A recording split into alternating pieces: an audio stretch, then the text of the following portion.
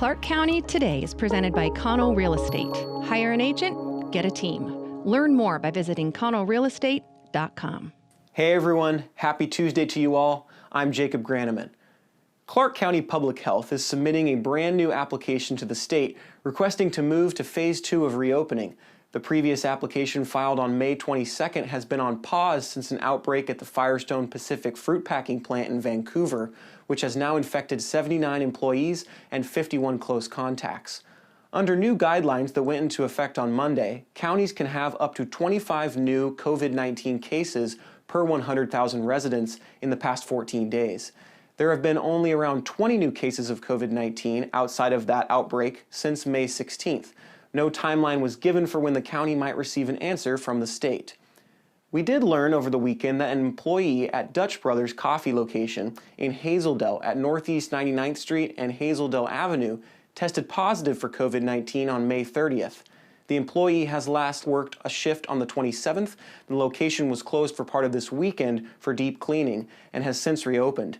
In a statement, Dutch Brothers says they are continuing to implement more changes to improve customer and employee safety. The employee who tested positive has been self-isolating at home. Of course, the biggest story since last week has been the protests and riots across much of the country following the death of George Floyd at the hands of police in Minneapolis. At Monday's Vancouver City Council meeting, Police Chief James McIlvaine confirmed that his officers have worked to protect businesses at the Vancouver Mall from which they deemed a credible threat to vandalize and damage the building. While protests in downtown Portland have turned violent and destructive since last Friday night, a protest with around 100 people at Esther Short Park in Vancouver remained peaceful. Vancouver PD has been assisting with the riot control efforts in Portland, McIlvaine confirmed, while working to respond to any threats on this side of the river. The chief noted that the protesters appear to be well organized and well supplied. Police have even spotted cars driving around handing out supplies as protest groups move through Portland. Reaction to the protests has resulted in even more controversy. On Monday, Mark Stoker resigned his position after 13 years on Vancouver's Public Schools Board of Directors following backlash after a comment made online. In responding to social media posts by a Seattle sports talk show host frustrated over damage happening there, Stoker wrote, 2 words, fire hoses. Stoker, a Vancouver attorney, served a stint as the board president until late last year when board members elected Wendy Smith to the position. Stoker's comment evoked sharp criticism from Smith as well as Vancouver School Superintendent Stephen Webb. Stoker had planned not to run for re-election when his term ended next year. In his resignation letter, he said he was proud of the work the board had done during his time and urged the group to seek a replacement matching the diversity of the district. The city of Battle Ground is cutting taxes to help residents and businesses amid the COVID-19 pandemic. On Monday, the council voted to implement a 10% cut to their utility tax rate nearly 6 months early. The decrease from 22% to 12% was set to take effect next year as part of the agreement after voters approved annexing the city into Clark County Fire District 3, but most of the council agreed to have it take effect immediately. The council also voted to eliminate their $20 vehicle licensing fee effective August 1st in another bid to help taxpayers out.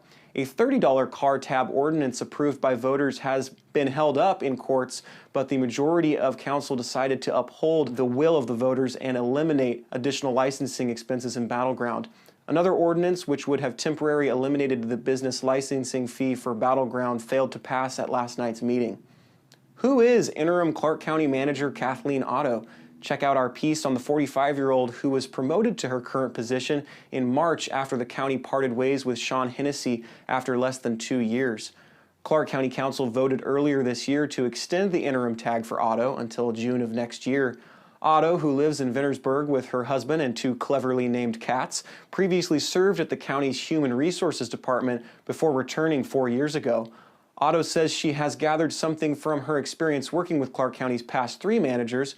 Above all, she says you can't do everything yourself and you don't need to know everything. We also talked with current county chair Eileen Quiring and her predecessor Mark Bolt. Navigating a county with 488,000 residents through a global pandemic is no easy task. We invite you to take time to get to know the person who will be doing just that. You know Paul Valencia as the sports guy, but you know he also loves to eat. Here he is at Blue Door Bakery with the story of Bonnie Brazier. She and other volunteers prepared meal after meal for those in need the past 6 weeks. Now Blue Door Bakery is getting close to reopening. Happy Tuesday to you all. We are uptown. We are on Main Street. We are outside Blue Door Bakery Express. Blue Door has been closed since March. It will reopen next week. But we also wanted to share a story of Bonnie, the owner, who has been serving this community throughout the pandemic, preparing more than 1,000 meals for those in need. Hey, Mark Carter, this one's for you. Clark County Today called and they wanted to know what I was doing during the pandemic, and apparently you gave them a little heads up. We were blessed and able to serve over 1,500 meals through the course of a 5 to 6 week time frame for those in need in the community. We were able to go out to the mall, into the cars, and feed the people out there. We helped the Columbia House seniors next door. We were able to work with a couple other organizations that got food to the people that needed it, the ones that don't have the homes or anywhere to go. So it was amazing. I don't like to talk about it because it's just what I want to do and it makes my heart burst, but somebody else wanted me to talk about it. Thanks, Mark. Well, there's your check of the stories we're following for you at clarkcountytoday.com. Be sure to follow us on Facebook, Twitter, and Instagram to see when stories are posted and be part of the conversation. You can also send us story ideas and feedback via email at news@clarkcountytoday.com. For all of us, I'm Jacob Graneman. Thanks for watching, have a great night, and we'll talk to you again tomorrow.